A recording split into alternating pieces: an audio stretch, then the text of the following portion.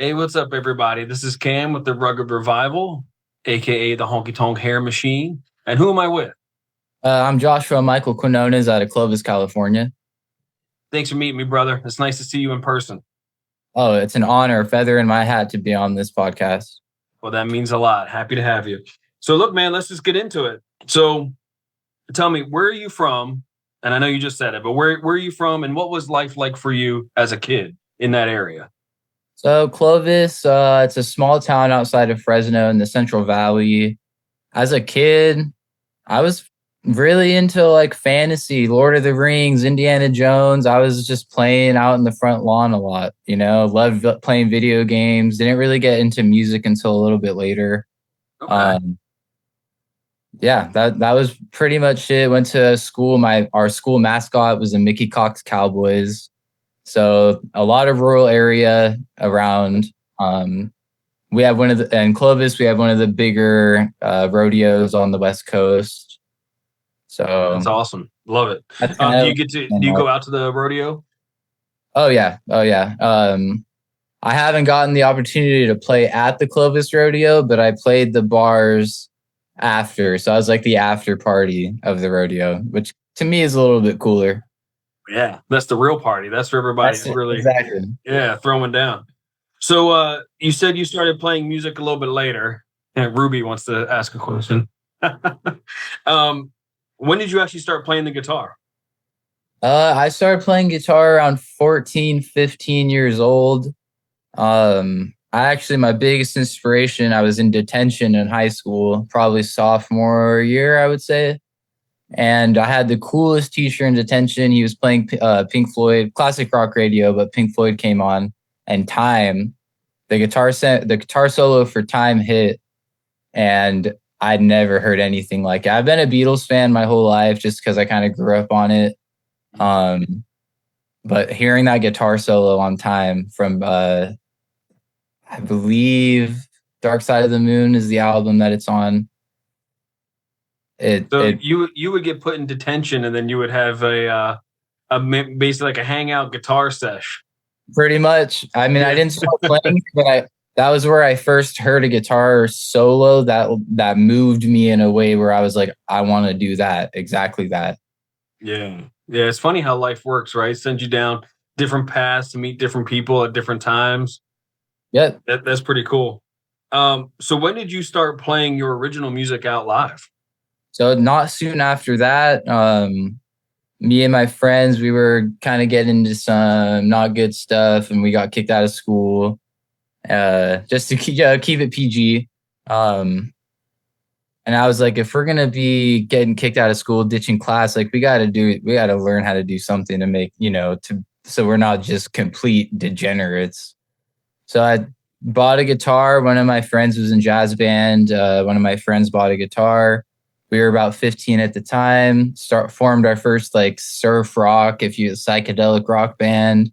And that was when we first started playing shows. We didn't know I didn't even know how to cover a song. I started writing songs before I even learned how to really play guitar. Yeah, man. That's I mentioned this sometimes on the show, but I grew up in the DC punk scene, and it was kind of like the same thing. You just grab it, grip it and rip it. You learn how to play a couple power chords and just go for it. People are astounded by it, and you're like, dude, I don't even know what I'm doing, honestly. Yeah. Yeah.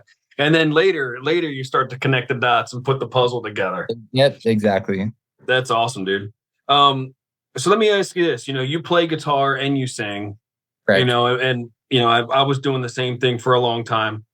What challenges do you face when singing and playing guitar and trying to put on a good show? For me, the biggest challenge is when my straps break. Oh, yeah? Yeah. Because I don't know how to recover from that. I'm fairly comfortable singing and playing rhythm, lead guitar, like kind of ripping solos in between like vocals, solos, because a lot of it's like bluesy that we do, bluesy kind of country stuff. I'd say that's my biggest challenge. I don't get nervous anymore, mostly because at this point it's like I started so young that those nerves kind of just, I know it's coming. If someone doesn't like it, they're gonna make it known. I'm not gonna take it personal. So Oh, dude, and like with like guitar straps breaking and strings. I mean, look, I've seen some of the biggest names in music fall off of monitors, fall off of stages. I saw oh yeah. Bruce Dickinson from Iron Maiden fell off of a monitor. That stuff's just going to happen, man. Yep.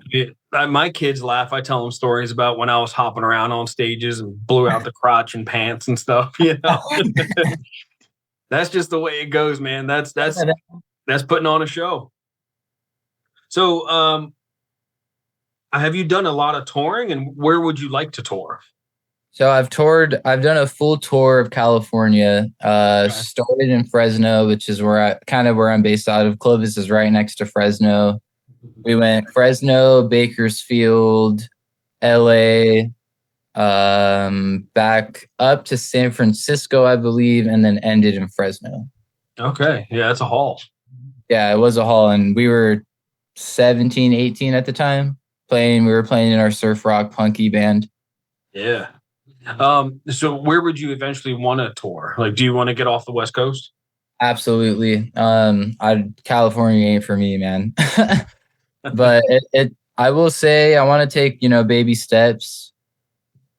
Joshua Tree, Barstow, down south in that area would probably towards Arizona, that would be that's kind of like my direction that I want to head in. I don't want to go head first, like flying out anywhere I don't even have the budget for that, Yeah, maybe at some point. I mean, it'd be nice to get you connected with some of the folks I know, pull you out closer to Nashville. We've got a lot of connections like Keystone Artist Connects, those people in their lineup. So yeah, man, that'd be cool to see you hitting the road a little more. Um, so tell me about your favorite stage attire. Like, I actually really like what you got going on right now with like that barbed wire necklace. Yep. That's cool. So I like the old school. Here, let me grab it. This is one of my favorite stage shirts. And as well as this one right here. I like the Oh yeah. I see you in these. I see you Yeah. in this one's one of my staples. I just got this one too. I just love the rhinestone kind of old Wow. Western Conway Twitty type of look, Dude, those are great. I love those. Yeah, I'm a sucker for anything with fringe on it. That's super cool. 100%. Who 100%. makes those? Are those the same brand, both of them? Dude, that first one I got off Amazon for like $30. Yeah, it's a good find. Yeah, the burgundy one I believe is Rodeo brand. Uh-huh. Yeah. Right on. Yeah, those are both great. And then do you pair those with like dress denim, or what do you usually wear on the bottom half? Usually I'm rancher, regular ranchers all day. Yep. Same, dude. The problem I have with the ranchers though is like I'll get the same size across the board and they'll all fit differently. Yep. Like, it's wild. Problem. I have to like measure them out or something. Yeah. What are some of your must-have hair and skincare products? So that's my favorite question because I love all of that. So I brought a little just to show. Here we go. Yeah. So I got to bring the Sarah, for the flush. I don't know if you can see for the lighting, but yeah, we can see it. That's a good fail safe. That's a good one. Oh, absolutely. Because I don't break out, but when I do, I get one big one that won't go away, and it'll fight for its life. I have it's a 10 for my hair. Okay, nice. I like to keep the curls and the waves. Yeah, you have great hair. I like the way you have kind of like a choppier layer on the side there. That's cool. Yep. And then my aftershave, Eternity by Calvin Klein.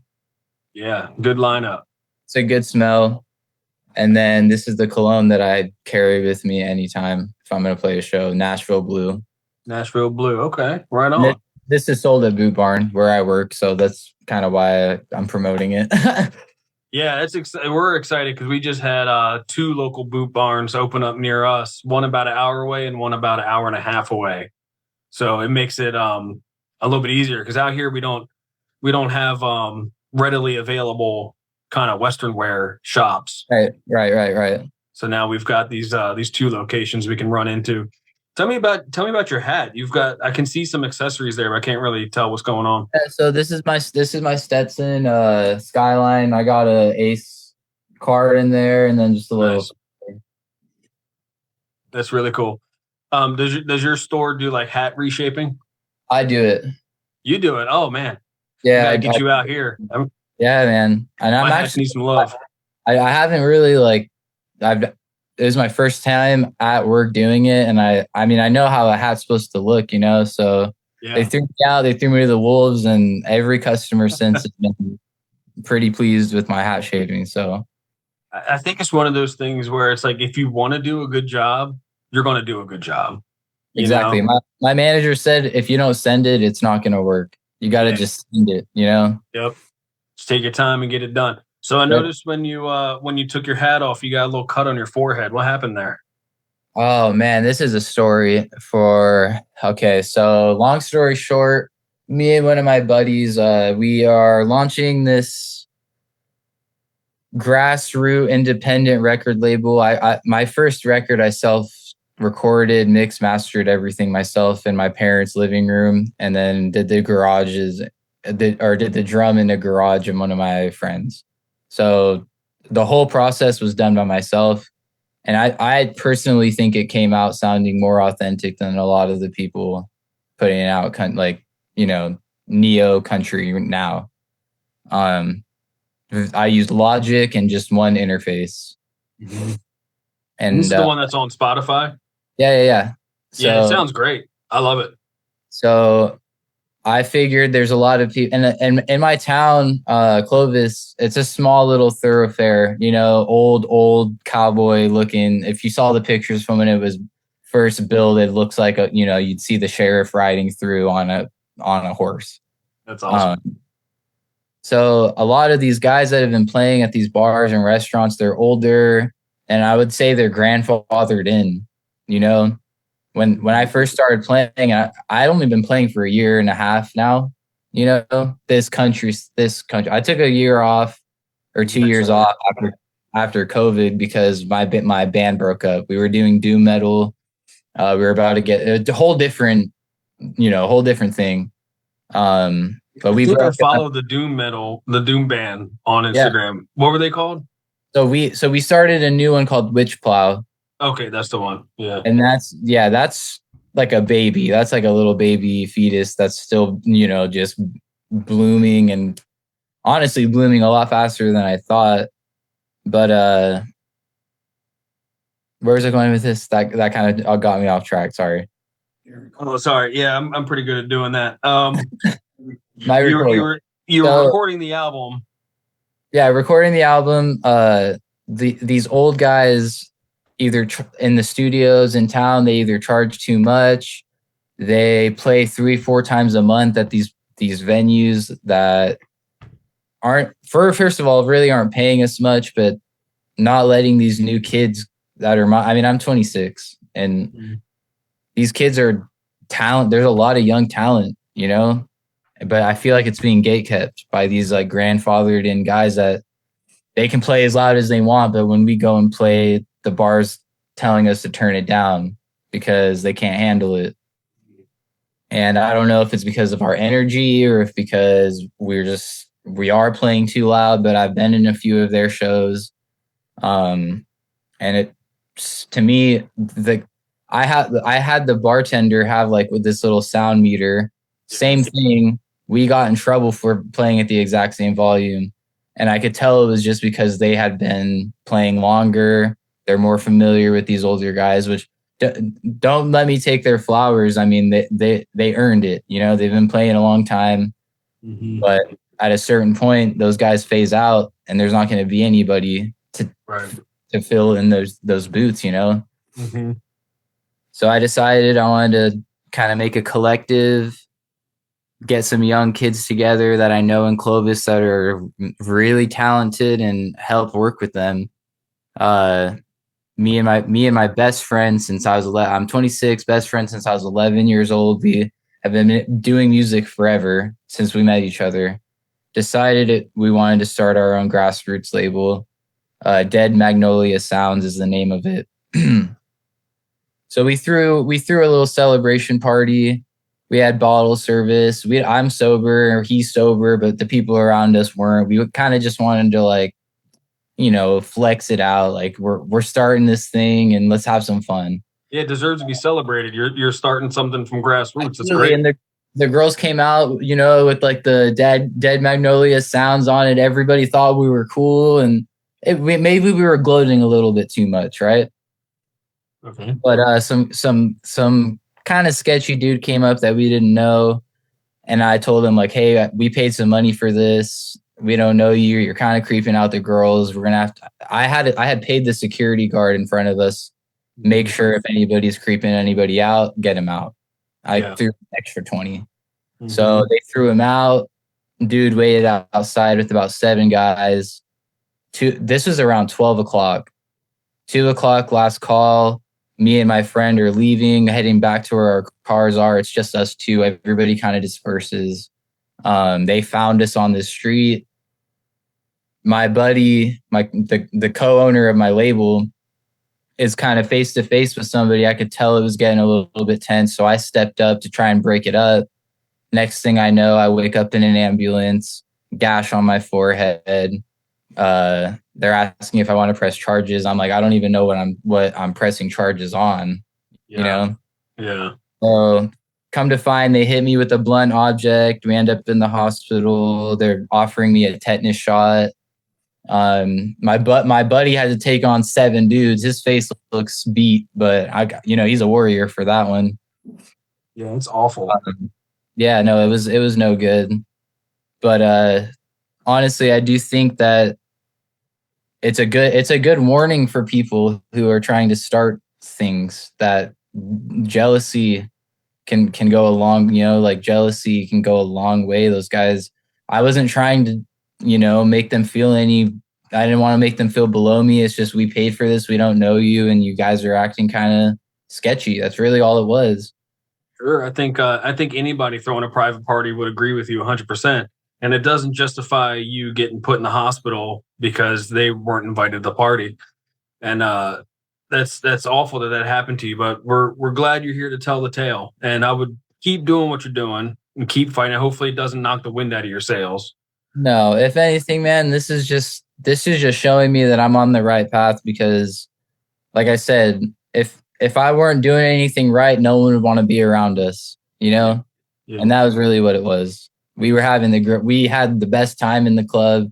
We had all the girls around us, which I'm sure was, for him, something that was extremely enticing and embarrassing when he got sent away. Made him jealous. And that's unfortunate that people got to take it to that level. Well, that's a pretty wild story, man. But with that brings us to the end of our road here. And why don't you remind everybody, what do you have coming up? Do you have a show? Do you have a new album? Remind us where we can find you. So Joshua Michael on Spotify. My album name is Beware of Poker Players and Loose Women. 10 songs, all self-recorded, mixed, mastered by yours truly. I have another album coming out in February called Nashville Wedding. Okay. That's, I think, 9-10 songs, depending on how well one of them gets cut. And on New Year's, I'm playing at China Peak, which is up in the Sierra Nevadas, about an hour drive from where I'm at, ski resort. And that's for New Year's Eve. That's going to be a big show. And then 2026, just work on trying to get people I'm trying to build a studio in my parents' house and keep going. Just stay on the path and not let stuff like that, knock the wind out of me. Well, I'm glad your folks are super supportive, and I think that's fantastic, and that's a rare treat. So that's really cool to hear that they're helping you out there. Well, look, man, I appreciate your time, and I hope you heal up fast and well, and hopefully we can get you out here to the DC area sometime sooner than later. Absolutely, man. And if you ever want to have me on again, I'd love to talk more. Absolutely. You can bank on it. Yes, sir. All right, brother. Bye. Bye.